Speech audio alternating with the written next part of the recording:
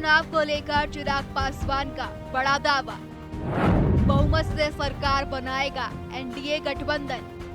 बिहार में जल्दी विधानसभा चुनाव की घोषणा होने वाली है, लेकिन अब तक न एनडीए और न ही महागठबंधन किसी भी पाले में सीट बंटवारे पर फाइनल बातचीत नहीं हुई है। लेकिन इस सब के बीच लोक जनशक्ति पार्टी के अध्यक्ष चिराग पासवान ने बिहार चुनाव को लेकर बड़ा दावा किया है। चिराग पासवान ने कहा है कि बिहार में एनडीए गठबंधन बहुमत के साथ सरकार बनाएगा और लोक जनशक्ति पार्टी एनडीए उम्मीदवारों के साथ मिलकर चुनाव लड़ेगी। एनडीए के सीएम फेस पर नहीं है कोई मतभेद। चिराग पासवान बोले, नीतीश ही बनेंगे सीएम।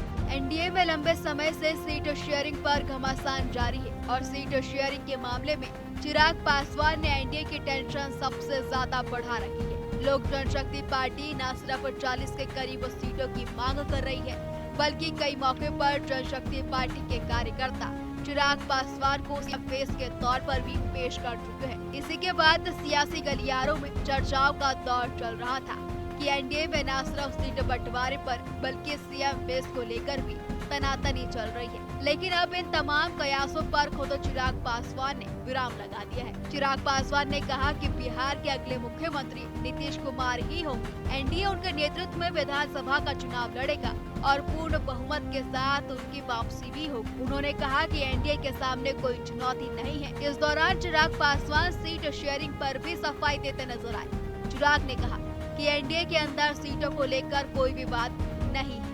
एनडीए का सीएम कौन होगा?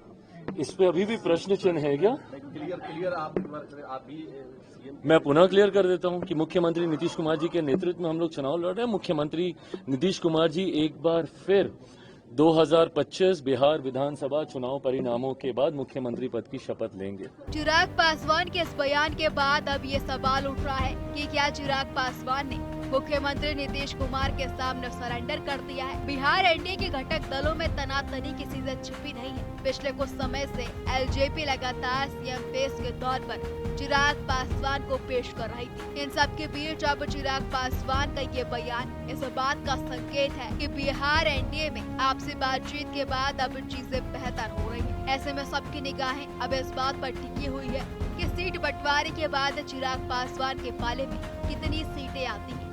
ब्यूरो रिपोर्ट, जनता टीवी।